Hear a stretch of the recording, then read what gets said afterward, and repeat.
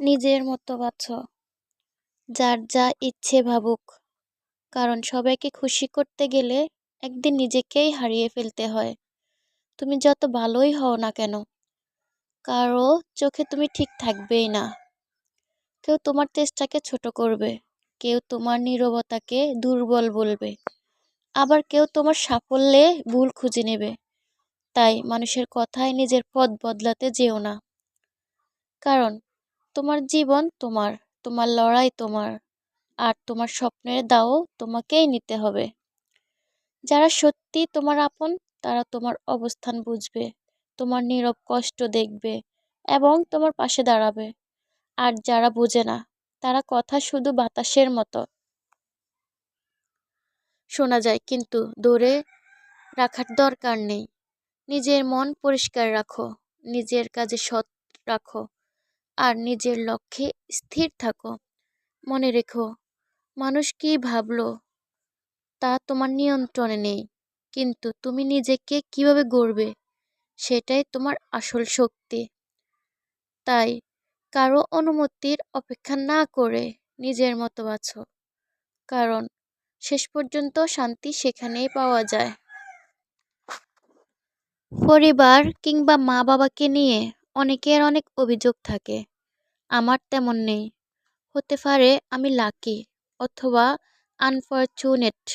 আমার হাতে থাকা মোবাইল খুব দামি না হলেও আমি একটু বুদ্ধি, এটাই সাধ্যের মধ্যে অন্যতম। সত্যি বলতে গেলে পৃথিবীর সবচেয়ে দামি মোবাইলটাই আমার পরিবারের আমার হাতে তুলে দিত, কিন্তু আমার পাশে থাকায় তাদের চোখের বিশাল ক্লান্তি ঢেকে যায়। সেটাই যথেষ্ট বড় গিফট। অর্থকষ্টে মা একবেলা না খেয়ে বাবার সামর্থ্য এক একটা রক্তবিন্দু কম বেশি হয়, সামর্থ্য ভালোবাসা না। আমি কৃতজ্ঞ, তারা আমাকে যা খাওয়াচ্ছে, পড়াচ্ছে, যেভাবে রেখেছে। আমার গা গরম হলে সবার আগে আমার মায়ের মাথায় ঠান্ডা পানি চাপে। টাকার দরকার হলে সবার আগে বাবার নিজের পকেটের দিকে চোখ রাখে। আমার যতটা স্বাধীনতা দরকার সেটাও তারা দেয়। যেখানে নিঃশব্দে টাকা জরুরি, সেখানেই টান। আমি তাই ব্লেসড ভাবি নিজেকে। এটা বুদ্ধিমত্তা।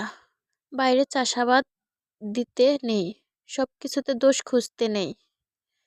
আনফরচুনেট পার্সেন্ট চাওয়ার পাশাপাশিও নিজেরও আনফরচুনেট চাইল্ড হওয়ার চেষ্টা রাখতে হয়। দিন শেষে মা বাবার কাছে শান্তি, সেখানেই সকল সুখ। বাবা এমন এক ছায়া, যিনি রোদে নিজে পুড়ে সন্তানের জন্য ঠান্ডা ছায়া দেন। তিনি হয়তো ভালোবাসা প্রকাশ করতে জানেন না, কিন্তু তার প্রতিটি পরিশ্রম, প্রতিটি ঘাম, প্রতিটি ক্লান্তি লুকিয়ে রাখে অগাধ মমতা। জীবনের সবচেয়ে বড় শক্তি আমার বাবা, যার দোয়া আর সাপোর্টই আমার জীবনের সবচেয়ে বড় সম্পদ।